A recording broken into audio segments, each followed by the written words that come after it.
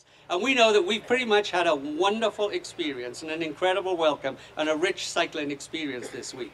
But we understand when there are 2,000 of us going down the highway and we have all the, the state patrol officers and all the volunteer vehicles and everything coming around, we kind of create our own safe environment to do it.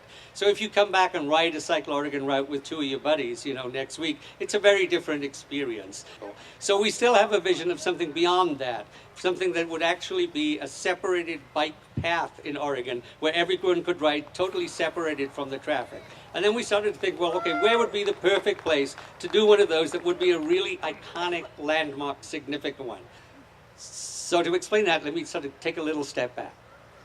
More than 50 years ago, I was talking earlier about the forests on the west side. Those are the richest, grandest trees, of course. And there was an incredible forest fire that came to be known as the Tillamook burn more than 50 years ago. It was one of the largest forest fires ever in the West with enormous devastation. And when that entire area between the coast and the Willamette Valley, when the fires were finally put out, people looked upon it and they thought that the land was so utterly devastated that it could never recover.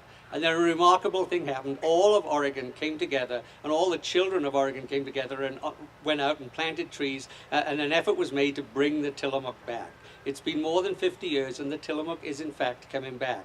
And the remarkable change that's happened in those 50 years is people are starting to think that maybe the Tillamook forest has a value as a forest beyond the trees that could be harvested from it. So the idea now is to preserve the Tillamook forest as a watershed and as a forest, that cleanses the air, and as a place that people can find solace and sustenance for their souls without having to actually take the timber off the Tillamook.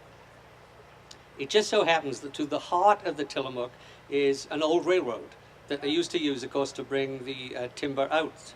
The railroad hasn't been used for years, and it now seems certain that the railroad never will be used. It also happens that the Salmonberry Creek runs through there, which is one of the classic wild rivers of Oregon with native steelhead in it. So there's a remarkable opportunity for us there to connect the Willamette Valley and the Oregon coast with a paved bike path through the Tillamook. So tonight, excuse me.